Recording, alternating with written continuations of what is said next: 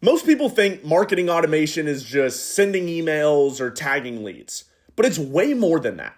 And when I started using it properly, it completely changed how I run my business. It saved me hours a week, helped me close more deals, and increased my customer retention, all without hiring more people. But here's the truth.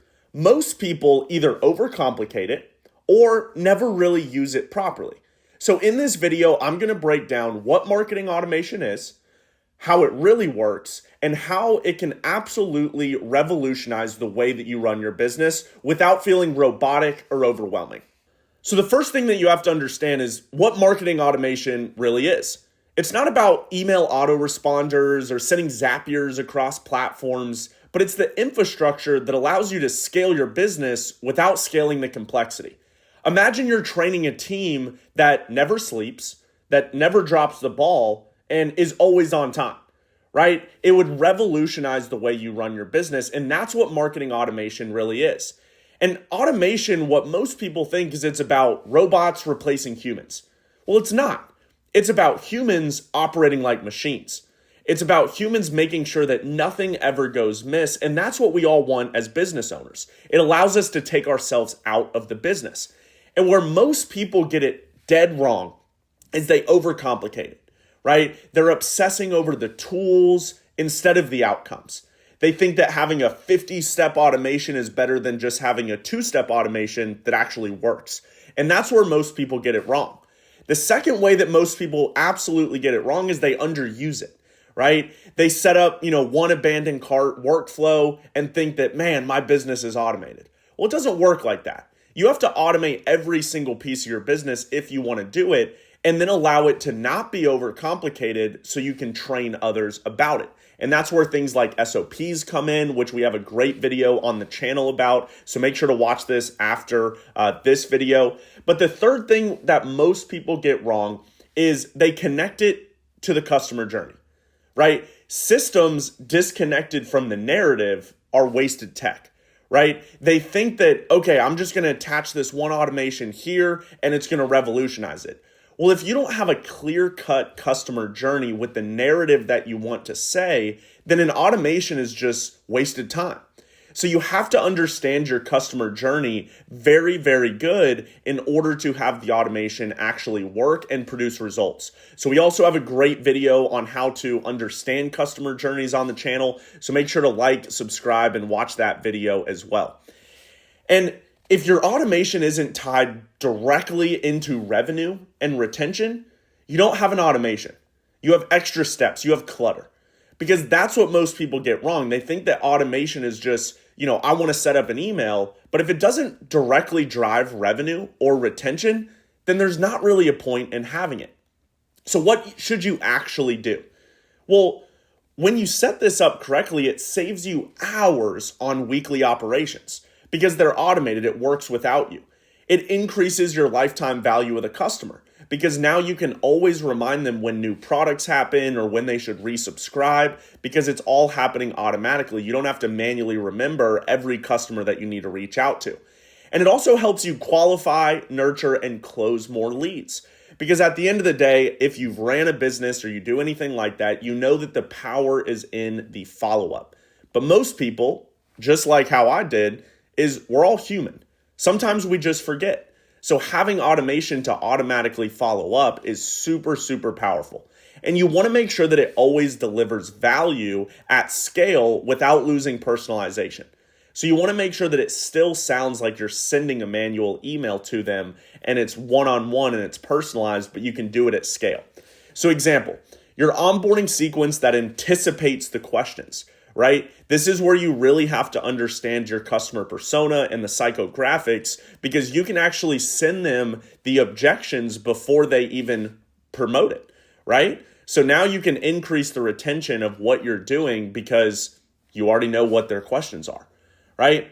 So how did I use this in my business? Well, a quick walkthrough, and we have a lot of videos on the channel of me walking through, and this is just stuff that I've used, right? You may want to use something different. You may be in a slightly different industry, but this is how it's helped my business, right? So the first one is our customer journey. Our customer journey from the moment you sign up is fully automated, but it feels like I'm reaching out to you personally, right? And that's so important when someone signs up because immediately after someone spends money, they get buyer's remorse. They immediately say, man, did I really make this purchase? Is it really going to be worth it? So you want to overcome those objections immediately. And most of the time, especially if you're a business owner, you can't immediately send a message every time someone signs up. It's going to waste way too much time. There's not going to be congruency, and it's really just going to be a hassle. The other one is our lead gen, right? So when we drive traffic to our website or our funnel, we have opt-in forms that automatically follows up with them. We have email newsletters, we have engagement workflows, and all of these things are super, super important. So you want to sketch out the flow. You want to understand your customer journey, which, like I said, we have a great video on this channel, and you want to map out where automation is important. So you may be asking yourself, okay, this is all awesome. I'm starting to understand what it is, but how do I start? Even if you're a beginner, you've never done any automation, you're not tech savvy, where do I start? Well, step one is map out your customer journey, whether that's on a software like Miro or maybe you like hand drawing it. Map out your customer journey. Because as soon as you do this, you're going to really start understanding where there's drop-off points. Maybe it's, 2 weeks after they purchase, you get a lot of cancels. Well, now you can set up an automatic email a week and a half into their subscription to overcome the objections, right? Step two is identify 3 bottlenecks.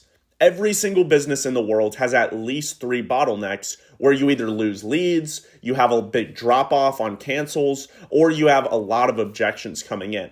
So identify those 3 bottlenecks and then put in place some automations to actually alleviate that, to answer the questions before they start asking them.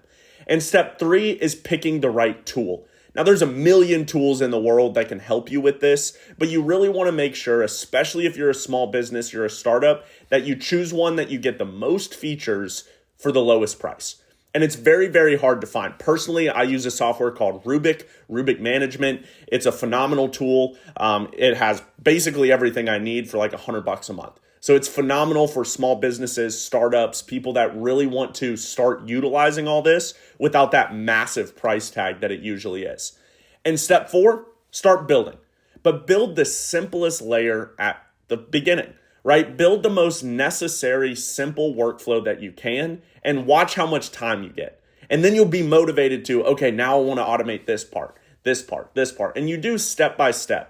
Too many people get super overwhelmed with an entire customer journey, but they don't focus on what really, really matters, which is the simplest workflow to start.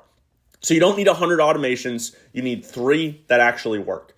So if this sparks any ideas, smash that like button. Subscribe to the channel. Go watch some of the customer journeys or the SOP trainings that we have on here because they're absolutely phenomenal. And as always, I'm not here to sell you a course. I'm not here to sell you some, $20,000 mastermind. I'm just here to tell you what worked for me. Maybe you have something else that you want to do that works for you. Awesome.